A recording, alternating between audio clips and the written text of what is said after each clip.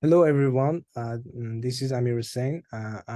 Today I'm going to talk about 4D STM with my groupmate Sahadat. Let's start our topic.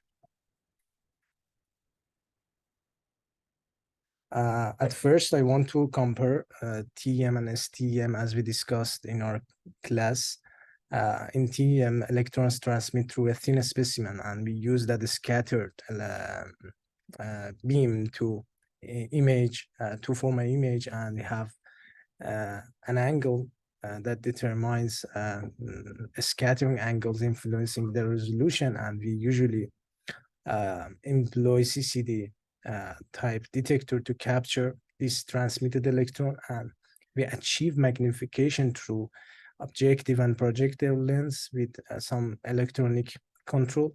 However, in STM, which is combination somehow TM and SCM, we scan the focused electron probe across the specimen, and we can use different kinds of detectors like bright field and ADF. And we usually use pre-lens scan coils for electronic magnification and control during scanning, and the angles before and after specimen is important to control the resolution of the image. This table shortly bring a comparison between conventional TM and STM. In the next slide, I want to introduce 4D STM. It employs a pixelated electron detector to capture a convergent beam electron diffraction pattern at each scan point, a scan location, as you see in this schematic. It creates a 4D representation as the beam moves across a 2D region in a real space. In 4D STM, data collection follows a similar process to a standard STM, but with distinct detectors and data types. These patterns construct an image by selecting a reciprocal space and assigning its average intensity to the corresponding real space pixel. We can also use a hollow detector with a central hole, allows transmitted electron to reach an ELS detector during scanning. This enables simultaneous collection of chemical spectra and structural information. The main first feature of 4D STM is virtual diffraction imaging, or scanning electron nanodiffraction. SEND is a technique transforming diffraction patterns into real space images. We can see the classification of virtual imaging in this figure from a famous review paper on 4D STM. They use 4 pairs of magnetic coils, tilt and rasterize the beam, creating virtual detector images through advanced data processing. The method involves integrating pixels and diffraction patterns, averaging them over scans, and constructing images using computational methods. Some advantages of virtual imaging include unique detector geometries, selective use of scattered electrons, improved signal-to-noise ratio, and resistance to sample bending. The next application of 4D STM is phase orientation mapping. Bragg spot imaging is a technique in 4D STM used to map orientations. It employs a correlation analysis method to group diffraction patterns based on their similarity. After grouping DPs or diffraction patterns by their correlation using a preset threshold, the technique distinguishes between similar and dissimilar patterns, which is a crucial step in orientation mapping. Subsequently, these correlation images are generated, and by summing and averaging these images, an overall representative diffraction temple is obtained for each group. The final stage would be assigning distinct colors to different orientations. As you see, in this figure. This visual representation aids in understanding the distribution and orientation of grains in crystalline materials. And the last application and feature of 4D STM we are going to talk about is strain mapping. It measures material lattice deformation by comparing interplanar distances in an area of interest to an unstrained reference region. To initiate it, a reference diffraction pattern is defined from an unstrained sample region. And the next step would be comparing the diffraction pattern of unstrained and strained ones to observe lattice parameter changes. They use ADF detector, visualize the region of interest, and by collecting scattered electrons at large angles to correlate propagation with diffraction during measurements. There is a trade-off between resolution and strain here. Now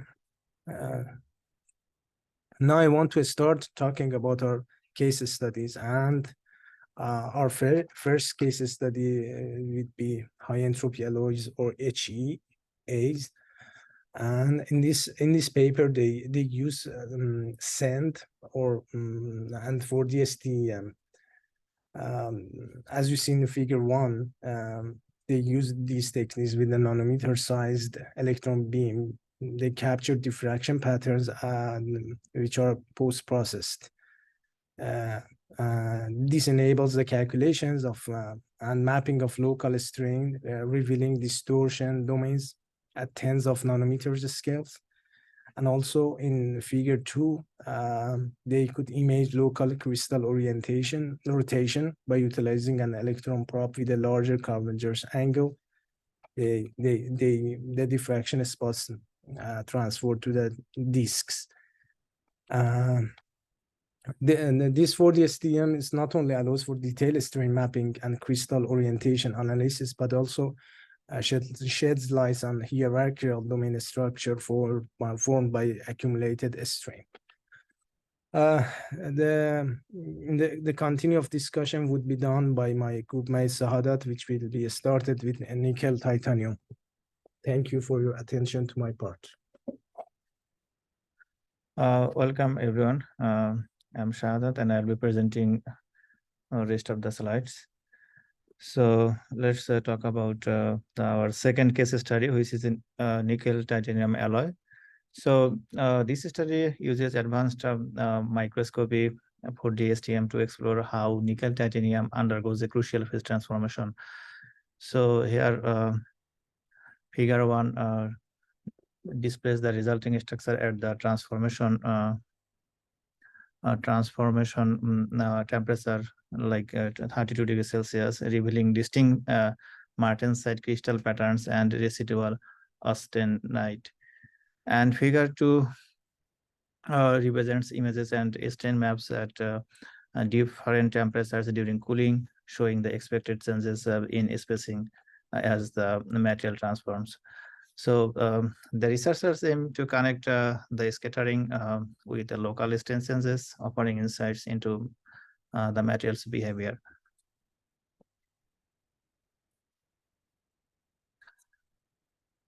Now I would like to talk about our third case study, which is about beam-sensitive materials. And this is the paper of Lee et al., which is about 4D STM tychography for electron beam sensitive materials. So what is tychography? So tychography refers to a coherent imaging method that reconstructs the object transmission function from diffraction patterns, offering superior contrast and requiring lower electron doses. And this paper highlights the unique advantages of electron tychography, like its ability to provide phase images with a strong contrast, work with a defocused beam, and tolerate thicker specimens compared to traditional STM imaging methods. Also, the authors emphasize 4D STM tychography's potential for imaging beam-sensitive materials demonstrated through simulations and experiments. In figure 2, like this figure This figure representative application showcase the technique's ability to achieve high resolution even in challenging scenarios.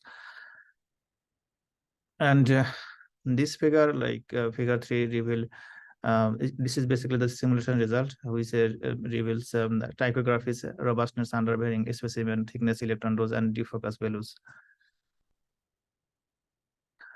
Now I would like to talk about our last case study, which is about the 2D materials.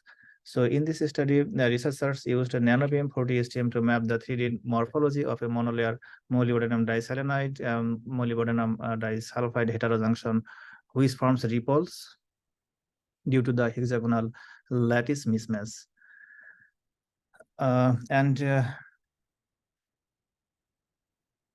Okay, so here in figure 1, simulations show a 3D plot of all possible tilt axis rotation, and intensity combinations for a specific diffraction spot of molybdenum diselenide, molybdenum disulfide. The researchers used cross sections of these plots to find the tilt angles and tilt axis rotations. And here in figure 2, the study applies this approach to heterostructures with ripples, and the ADF image and the tilt map reveal MOS2 heterojunction. Diffraction patterns from the flat and ripple regions are compared, showing that the intensity of diffraction spots in the ripple region is dramatically different, indicating the impact of ripples on the material's structure. So now I'd like to talk about the future and prospects of that 4D STM technique.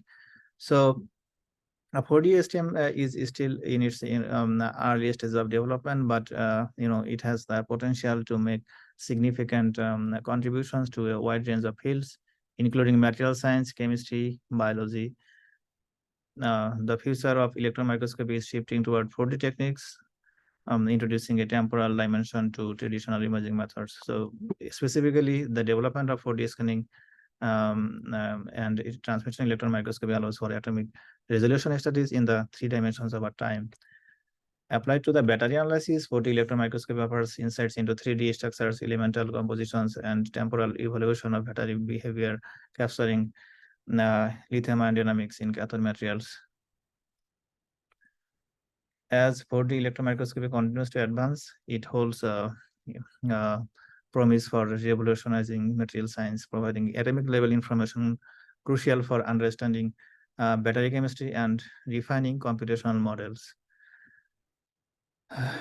Okay, and despite its promise, 4D STM faces a number of challenges, including the need for extremely high-speed data acquisition, the development of new algorithms for the data analysis, which is crucial for effective interpretation, and the need for better sample preparation technique, especially for biological specimens. So these challenges are being addressed by researchers around the world, and it is expected that 4D STM will become a widely used technique in the coming years. So these are the references. And yeah, thank you all. And if you have any questions, feel free to reach out. Thank you all.